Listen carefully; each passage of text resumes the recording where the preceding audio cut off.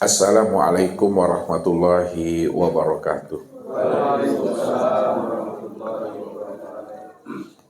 Alhamdulillah, alhamdulillahilladzi nawwir qulubana binuri ma'rifati wal yakin wa adkhilna ma'al awliya'i wassolihin. Wassalatu wassalamu ala sayyidina Muhammadin nabi sayyidil mursalin wa ala alihi wa sahbihi rasulillahi ajma'in. Faqalallahu ta'ala fil Qur'anil Karim, a'udzubillahi minasyaitonir rajim, bismillahirrahmanirrahim. La in asyrakta la yakhbatanna amaluka wa la takunanna minal khasirin. May yusyrik billahi faqad haramallahu alaihil jannah wa ma'wahun nar. Sadaqallahul azim. Bapak Ibu, saudara-saudaraku dan anak-anak kami, jamaah tauhid yang dirahmati Allah. Setiap ibadah dan ketaatan amaliyah yang kita kerjakan, seperti ibadah sholat, ibadah puasa, serta ibadah-ibadah yang lainnya, seringkali kita selalu mendengar setiap ibadah yang dikerjakannya, dia selalu bertanya ke dalam dirinya, apa pahala yang dia dapatkan kalau dia melakukan ibadah itu? Apa hikmah dan faedahnya kalau dia melakukan wiridan itu? Itu yang selalu yang menjadi buah pikirannya untuk melakukan suatu amal ibadah dan ketaatan yang dia kerjakan. Jarang sekali dia bertanya ke dalam dirinya, apakah amal yang dikerjakan itu sudah diterima Allah atau ditolak oleh Allah. Bahkan tidak ada pertanyaan itu di dalam dirinya. Yang selalu ditanyakan ke dalam dirinya itu, kalau dia melakukan salat subuh berjamaah, pahalanya yang seperti ini. Kalau dia melakukan salat asar, pahalanya seperti ini. Kalau dia melakukan salat duha, salat tahajud, ya, puasa Senin Kamis, pahalanya seperti ini. Jadi selalu mindsetnya, pikirannya itu diisi ya dengan pahala-pahala. Jadi tidak pernah dia itu bertanya apakah amalnya itu diterima Tuhan atau tidak. Padahal apapun macam dan bentuk amalnya ibadah dan ketaatan yang dikerjakannya sampai habisnya usia umurnya, apabila amal itu tercampur namanya dengan kesyirikan, maka amal itu akan menjadi amal ibadah yang hampa. Amal ibadah yang sia-sia, yang bernilaikan kosong. Bahkan kosong itu tak ada nilainya. Inilah yang Allah utarakan sebenarnya. Wa hum yahsabuna annahum yuhsinuna sun'a.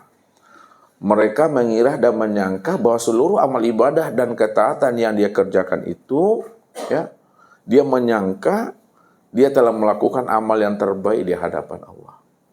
Padahal dia tidak sadar bahwa dia sudah tertipu dengan diri dan amalnya sendiri.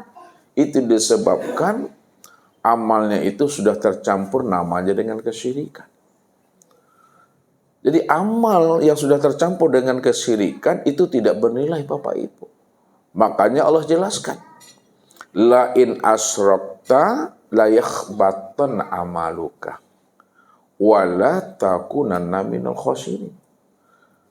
Jika kamu beribadah, melakukan suatu ketaatan, apapunlah macam dan bentuk ibadah dan ketaatan yang kamu kerjakan itu, apabila amal itu tercampur namanya dengan kesyirikan, maka amalmu akan menjadi batal. Amalmu menjadi sia-sia.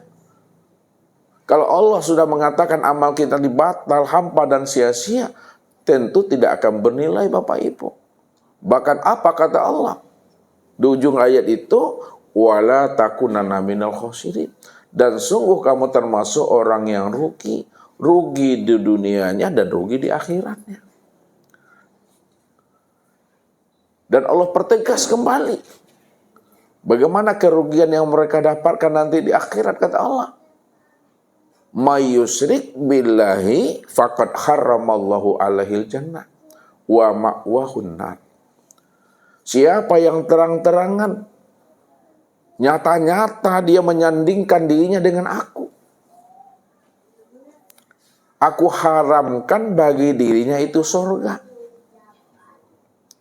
Kalau Allah haramkan bagi dirinya surga, itu maknanya, kalau bahasa ustadznya Bapak Ibu, haram noji bisa masuk surga. Jangan kamu mimpi masuk surga. Jangan kamu berhalu akan masuk surga. Ya. Tidak ada kemungkinan bagi dirimu itu bisa masuk surga hatta yalijal jamal fisamil khiyat, sehingga onta bisa masuk ke lubang jarum. Nah, kira-kira Bapak Ibu, kok kira-kira saya mah leka mungkin rasanya untuk bisa masuk ke lubang jarum, Bapak Ibu. Ya. Lubang jarum tahu lubang penjahit? Bisa enggak onta Arab Saudi itu bisa masuk ke lubang penjahit itu? Nah, kalau enggak bisa untuk masuk ke lubang jarum, haram noji ke bisa masuk surga itu. Ya. Tidak ada harapannya untuk bisa masuk surga. Kalau Allah sudah hijab dirinya, kalau Allah sudah haramkan dirinya untuk bisa masuk surga, maka apa yang mesti diberikan Allah kepada dirinya? Maka Allah lemparkanlah dia itu ke dalam neraka. Wa ma'wahun nar, kata Allah. Kalau dia tidak layak untuk masuk surga aku, kata Allah, maka yang lebih pantas bagi dirinya itu adalah neraka. Maka aku lemparkan dirinya ke neraka itu. Nah, kalau mereka sudah berada dalam neraka jahanam itu, apa kata Allah? La yamutu fiha wa la yahya. Mereka di dalam neraka itu tidak mati dan tidak pula hidup di dalamnya. Bahasanya hidup isakan mati pun tak namu. Ya. Dibilang mati dia hidup, dibilang hidup dia mati. Begitulah Allah memberikan hukuman bagi mereka itu di akhirat nanti. Itu disebabkan karena mereka senantiasa menyandingkan dirinya dengan Tuhannya. Maka bagaimana supaya ibadah kita ini tidak terkena namanya syirik? Bagaimana ketaatan kita ini tidak tercampur namanya dengan kesyirikan? Supaya ibadah kita benar-benar murni kepada Allah. Maka ini yang mesti kita pahami. Dari setiap amal ibadah yang kita lakukan itu. Apakah ibadah kita itu kena syirik atau tidak? Apakah ibadah kita itu sudah bermakrifat atau belum? Sebab kalau masih terpandang akan diri kita ini, yang merasa diri kita ini yang beramal, merasa diri kita yang beribadah, maka itulah sebenarnya yang dikatakan syirik itu, Bapak Ibu, wujudu kadzan pun adanya rasa pengakuan dirimu yang merasa diri yang beramal dan beribadah, itulah syirik itu.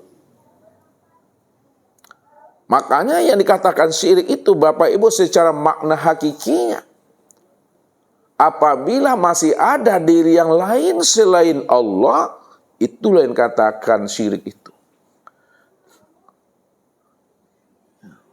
Maka untuk lebih memahami kita dari setiap ibadah dan ketaatan yang kita kerjakan itu, maka ini yang akan kita terangkan, Bapak Ibu. Ini yang kita akan jelaskan malam ini. Supaya kita betul-betul ibadah kita itu adalah murni, lepas daripada kesyirikan itu. Untuk lebih pahamnya, tunggulah pesan-pesan berikut ini. Jadi baik Bapak Ibu ya. Jadi Allah katakan, ya, may yusyrik billahi faqad haramallahu alaihil jannah wa ma'wahun nar. La in asrakta la yakhbatanna amaluka wa la takunanna minal khasirin. Siapa yang berbuat syirik kepada Allah, dari setiap ibadah yang dia kerjakan, Allah haramkan bagi dirinya surga dan Allah lemparkan dia ke dalam neraka. Ya. Dan amal yang dia kerjakan selama ini menjadi amal yang hampa dan sia-sia. Itu namanya takicu di nantarang namanya. Ya, kalau takicu di nanggalo biasanya itu ya Pak. Tapi takicu di nantarang sakit bananya hati. Karam di tengah lautan biasa tuh Bu. Tapi kalau karam di tepi lautan, bedo bananya Wak. Bedo le tahu Bu. Le enggak tahu dah. Le tahu. Seketik. Seketik sange namanya. Jadi supaya tidak tertipu kita dalam beribadah, Bapak Ibu mesti memahami makna ya syirik yang sebenarnya itu. Sehingga ibadah kita itu betul-betul murni Allah saja. Jangan sampai nampak keakuan diri kita di hadapan Allah. Bahkan syirik yang sejati itu apabila Bapak Ibu masih menyaksikan Allah, apabila Bapak Ibu masih memandang Allah, syirik itu.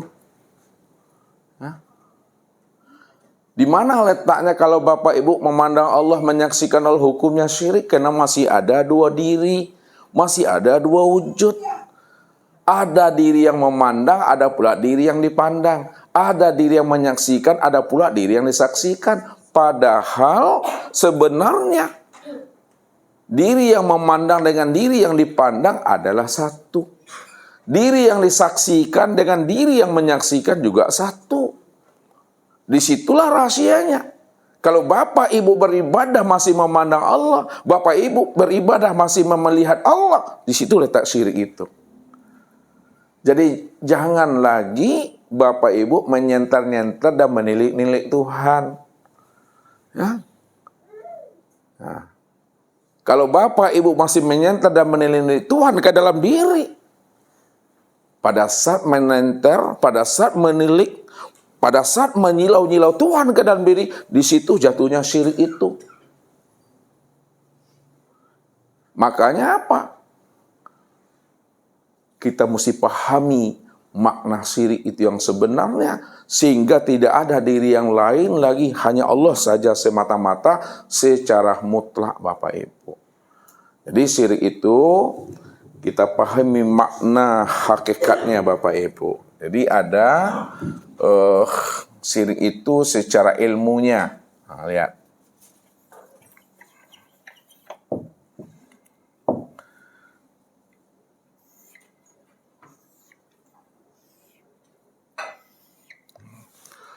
Pertama, syirik secara ilmu syariat.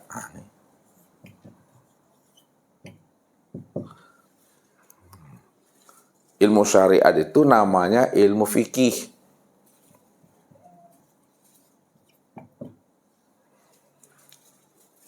Yang kedua, syirik dalam ilmu thariqat. Ilmu thariqat itu disebut namanya ilmu tasawuf.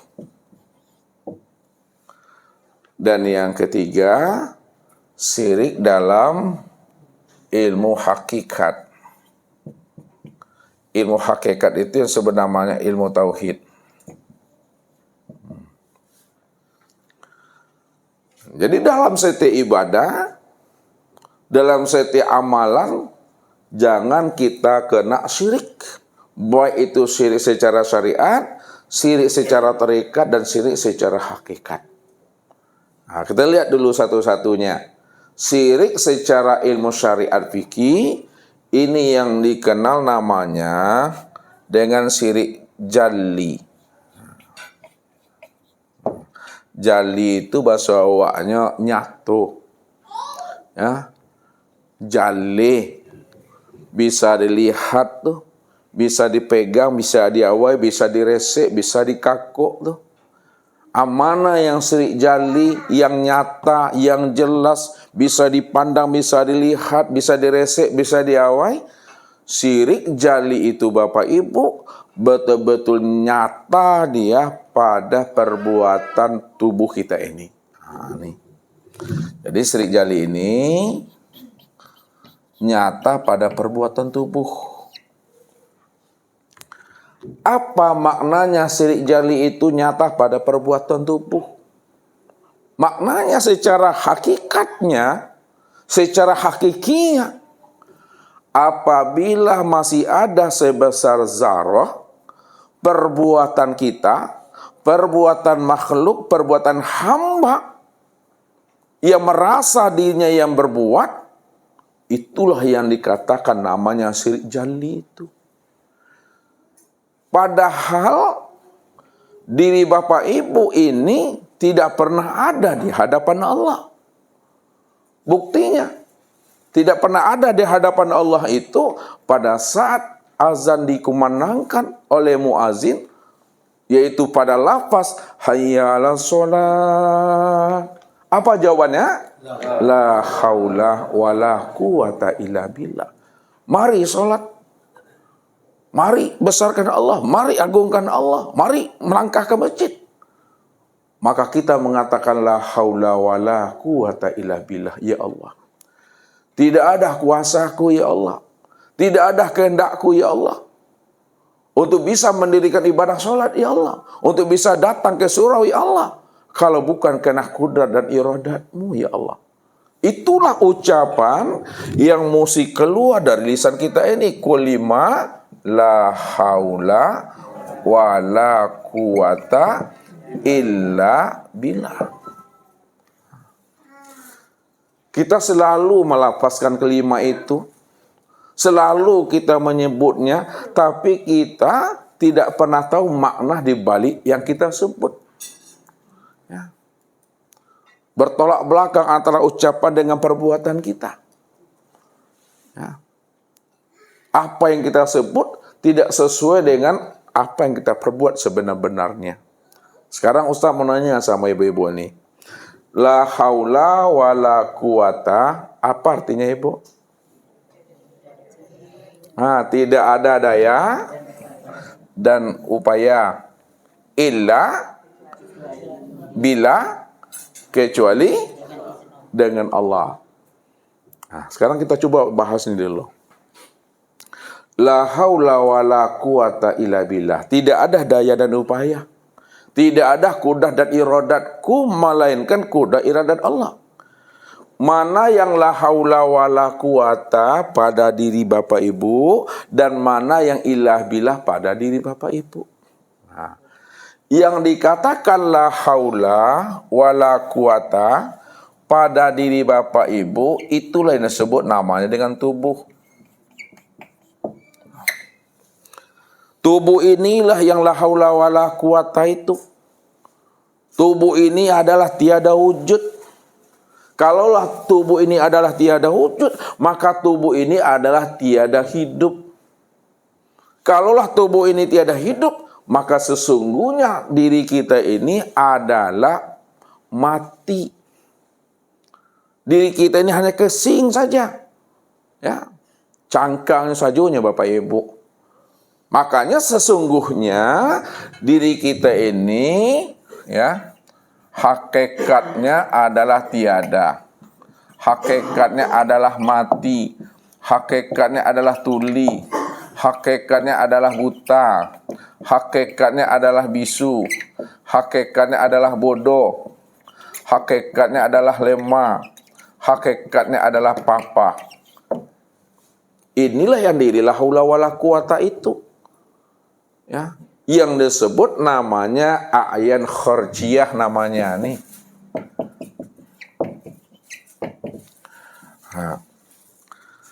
Jadi a'yan kharjiyah tubuh jasmani ini. Ini cangkangnya saja Bapak Ibu. Casingnya aja nih, bangkai ini. Ya. Yang berkepala, bermata, berhidung, bermulut, bertelinga, bertangan, berkaki, dan berperut. Inilah haula wala quwata. Bangkai casing. Ya. Lalu mana yang ilah billah pada diri? Yang ilah billah pada diri itu yang ruh.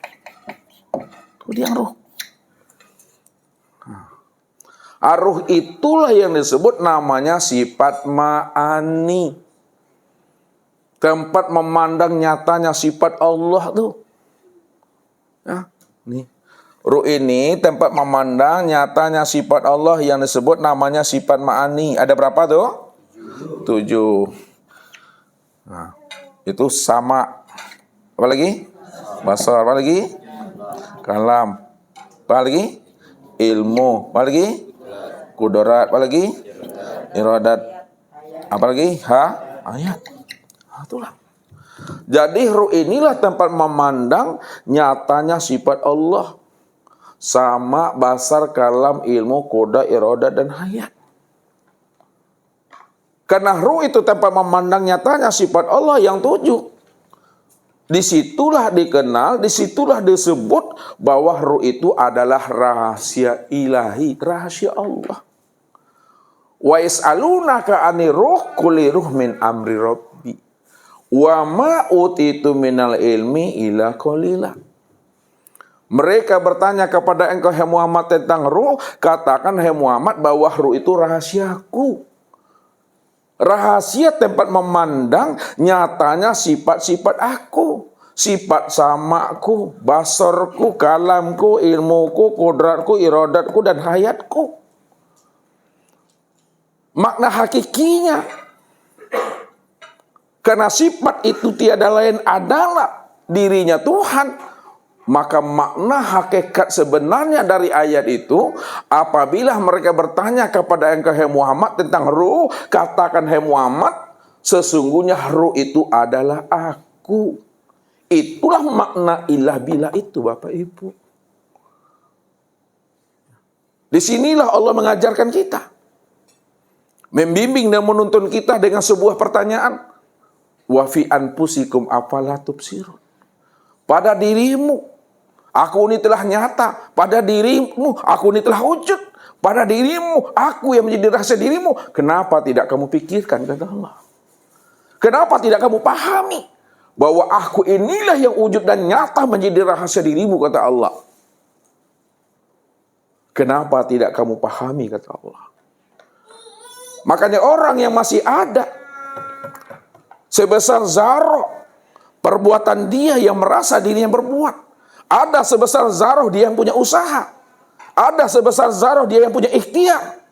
Ada sebesar zarah dia yang berbuat. Sebesar zarah dia berbuat, berikhtiar itu adalah syirik itu. Syirik itu. Setelah kita memahami bahwa hakikat diri Bapak Ibu, hakikat diri Ustadz, la haula wala quwata. Yang ilah bila itu hanyalah diri Allah. Ini yang selalu kita jazamkan. Ini yang selalu kita i'tiqadkan. Ini yang selalu kita patrikan ke dalam diri kita dengan membaca kalimat tauhid. Kalimat tauhid itu kalimat apa tuh Pak Ben? Itu dia. Batu asketek dulu baru sedap aja.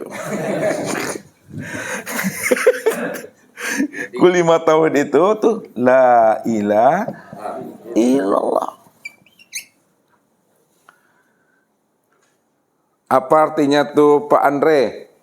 La ilaha illallah. Tiada Tuhan selain Allah. Itu terjemah. Apa maknanya tuh, Bu? Pasti lupa tuh. Apa maknanya tuh sebelah Pak Ben, Ustaz nih? Maknanya dari tiada Tuhan selain Allah tuh. Makna dengan terjemah beda ya. Kalau terjemah tuh dia secara harfiah aja. Kalau makna tuh isinya. Maknanya yang dimaksud itu. Apa maknanya kelipa? Tiada yang wujud, tiada nyata, tiada yang melihat, mendengar, berkata, kuasa dan kudrat dan hayat, melainkan Allah. Itu sahih banget namanya.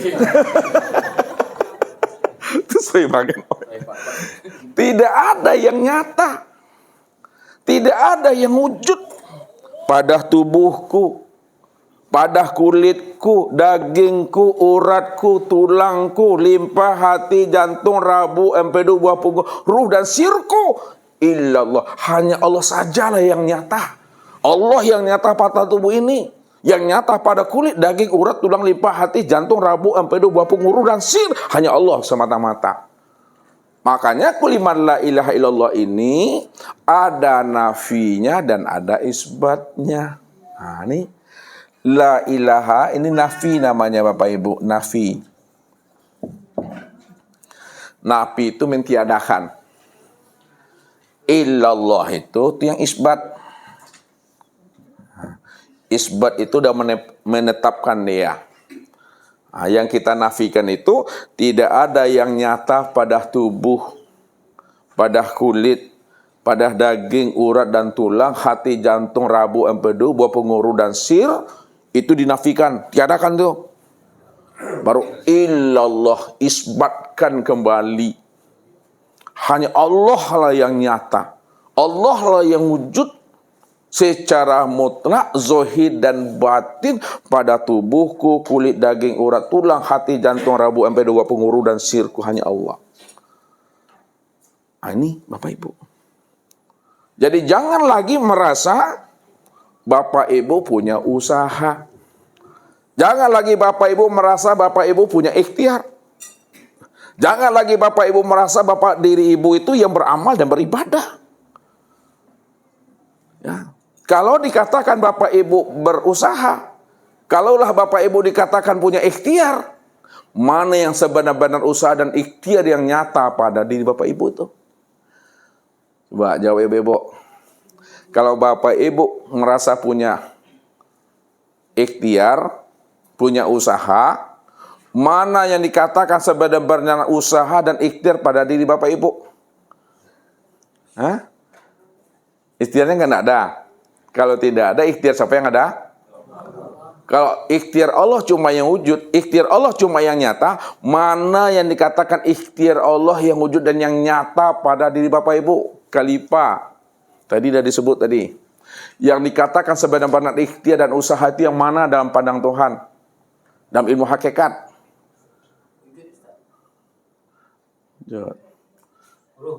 Hah? Roh. Kalau gitu, banyak ulama tauhid rubani berbeda nih ya. Pak Edi, yang dikatakan usaha itu yang mana? Yang dikatakan ikhtiar itu yang mana?